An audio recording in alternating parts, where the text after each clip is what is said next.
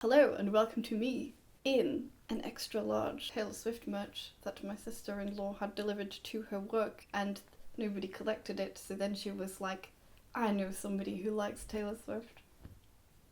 And now here we are. My husband has selected some more memes for me to react to. Let's do some autism meme reactions. Let's go. What do you call someone that overshares insanely but is also extremely private at the same time? Because that's me. That is me.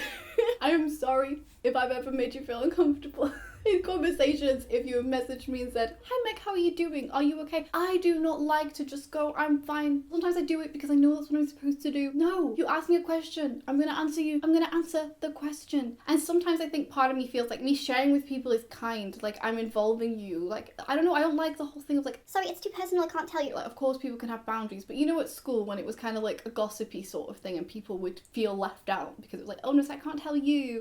So I don't know if that's where it comes from. I'm like, I'm going to give you a gift of my life story. And I just feel like maybe it's like a way of opening up and creating some closeness between me and another person, except from sometimes other people don't want that closeness. It's unsolicited, or sometimes maybe I haven't actually done the work to build up a relationship to that point. Maybe it's like trying to force a sense of like intimacy between me and another person or something. I don't really know. That makes me sound really weird. Well, autism. I appreciate people being open with me. Like, I don't mind. I'm never gonna think anything that anyone says to me is weird. I mean, maybe there'll be some things, but like mostly I'm appreciate openness and honesty, and so I provide the same service. But then at the same time, I would sometimes think at school, like, why don't people like me at a primary school? Like, I'm such an open person. And then I was like, you've got the most closed facial expression and body language in the world, and you barely speak to anyone. Like, nobody sees you as an open person, Meg. Like, that is a delusion. When you're concentrating so hard on the appropriate eye contact to looking away ratio that you have no idea what's being said to you. So yeah, there's this, like, when you're masking autism, you might be like, okay, I'm looking at them.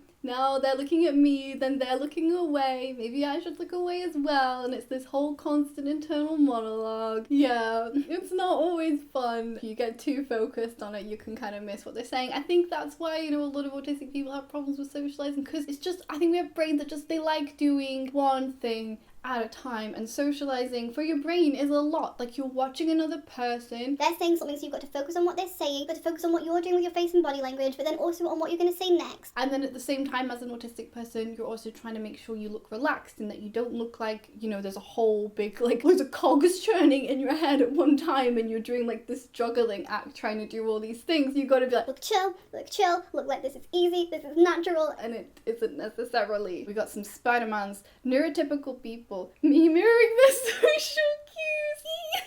That one's funny. Like, I have some home video from when I was younger, but I wish I had more. I wish I had a hidden camera of my whole life so I could see how autistic I've been through the years, I would like to see it. Oh yeah, you love me. Name 3 meds that didn't work out for me. Caption, this is so real. I want to ask my husband if he could do that. Wait. Name 3 meds that haven't worked out for me. Sertraline. That was one, right? Penicillin. Don't like penicillin. And can I say any medication with caffeine in? Does that count? Like a cold and flu with caffeine in. There's 3. Congratulations!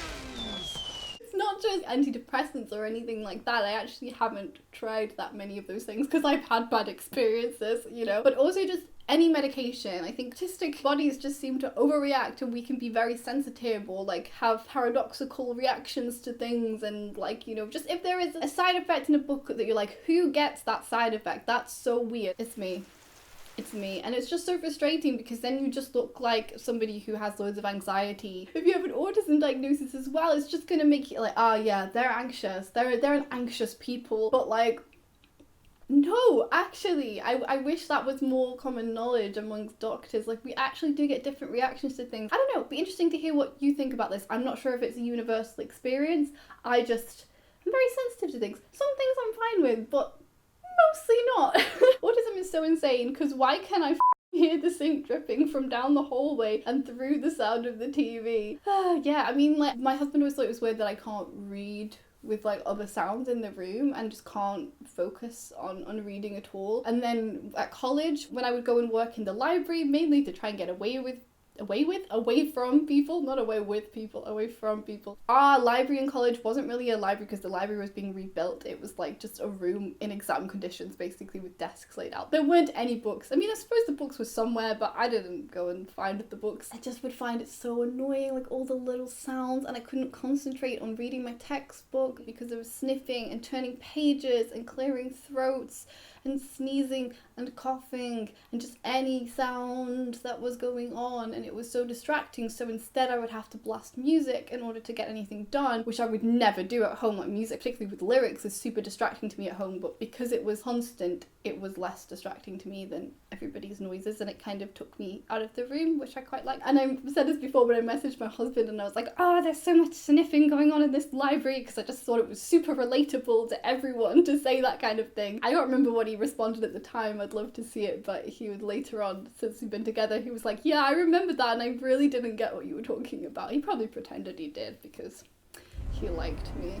Who wouldn't? Neurotypicals, why are you so weird? You're really weird. Me, I'm autistic. Neurotypicals, but then why are you so normal? You're really normal. This is perfect. This is another one that I should get tattooed on my face. So yes, I was told weird was probably the word that's been used to describe me most in my life. Maybe not now, but definitely as a child, because people get a bit more polite when they're adults. They just think it, they don't say it out loud. But as a child, yeah, weird all the time. Then probably the same people who thought those things, if I'd said I'm autistic, they would have been like, you don't look autistic. Like, really? No, I just want to call you names. I don't want there to be any official diagnosis. I just want to decide what you are, and it's weird. If sometimes people, like relatives, try and be nice and they're like, oh no, there's no way you could be autistic, you're just you, and everyone's unique.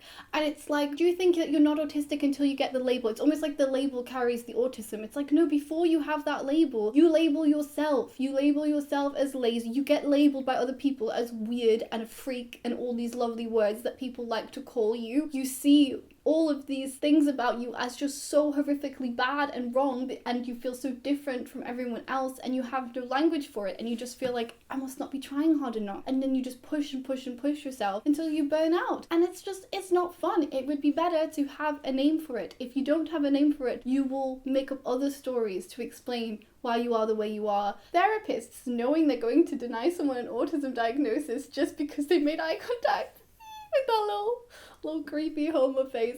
I've seen this a lot, unfortunately, on Facebook groups. Just think you have to be careful with where you go for a diagnosis. If you have a choice, obviously it's a privilege to be able to have a choice of where you go, but sometimes you have more choice than you think. Like in the UK with the NHS, supposedly we have a right to choose where we get medical care. You might have to fight for it, and a lot of people might act like that's not the case, but you look into it, you find the information, you be like, no, listen, I want to see this person, they're on the other side of the country, apparently I can see them on the NHS according to this page of your website. It's exhausting, particularly if you're maybe in a phase of burnout and that's why you first suspected you might be autistic or something. It's not easy at all. I've done it with physical health things in the past. I went to see a specialist in Birmingham, and it took me about 6 months, but I got to see that specialist in Birmingham. Know your rights. Not all medical professionals are created equal, and just because something's private doesn't necessarily mean you're gonna have a better experience. I've had a situation where I've considered seeing someone privately, and then I've gone through the NHS, and the appointment I got on the NHS was quicker than the private appointment I could have got. And then I've also seen people who are amazing, and I've had to see them privately because they don't work on the NHS. So it just depends. Do your research, which I know we're good at, and you set yourself up for success. Try your best to find somebody who understands autism. And if you don't, and they say something to you like you made eye contact so you can't be autistic, like that is just not true. Get a second opinion.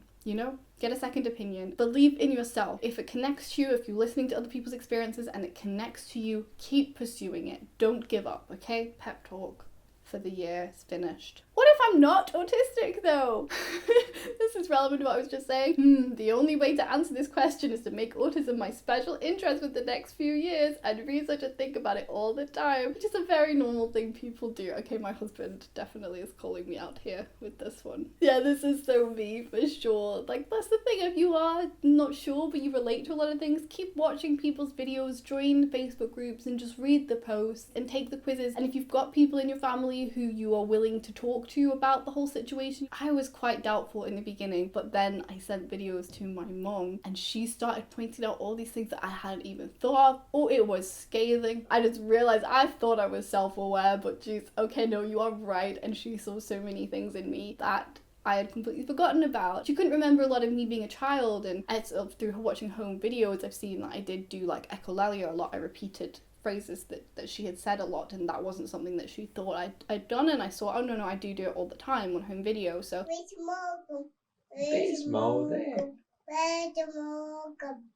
Everyone's memory is flawed, but it might be helpful because sometimes other people have a different perspective to you. But just keep going, keep researching, and if you have that urge to keep researching non-stop, then you're probably autistic, and welcome to the family. And I promise you, I can't promise you, you do get some very blunt, scathing autistic people. Most people in the autistic community are gonna welcome you with open arms anyway and support you in your exploration of yourself. I certainly will. My autistic ass doing pointless things just to avoid social interactions with neurotypicals.